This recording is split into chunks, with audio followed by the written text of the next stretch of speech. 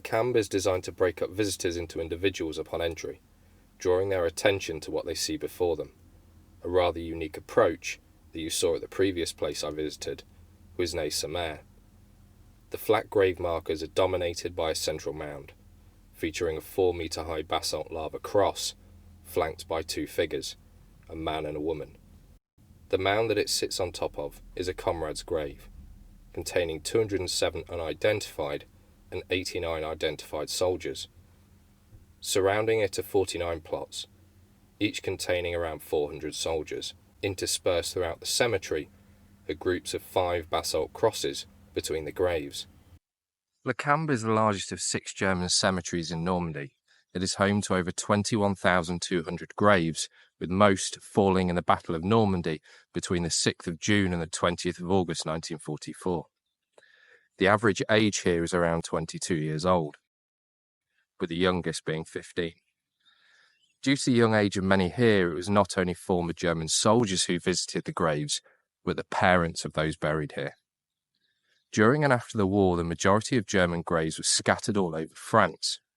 Slowly, they would be concentrated into mass cemeteries like that of the American cemetery at Colleville-sur-Mer.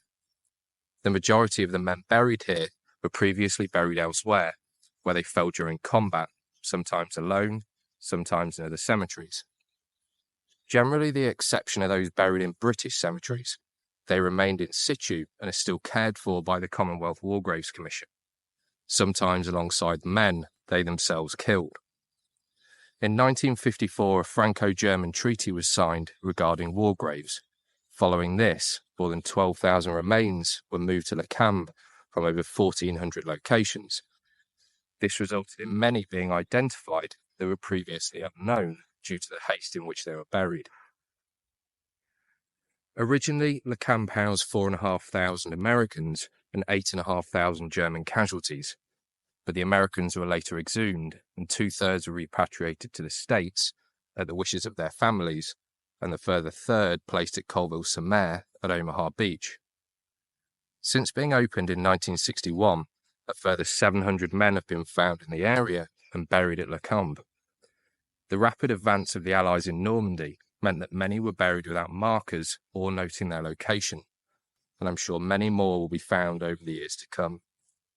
Each grave marker is the resting place for between 1 and 15 soldiers.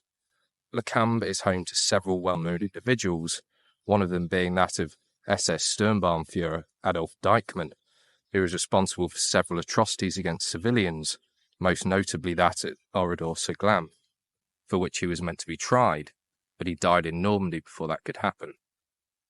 The other is Hauptsturmführer Michael Wittmann, a German tank ace and famous in the Battle of Normandy for his ambush against the British at Villers-Bocage. Wittmann and his crew were buried in an unmarked grave that I'm going to go to in another video. It was only rediscovered and moved to Cambe in 1983. Wittmann's headstone was stolen in 2015 and had to be replaced.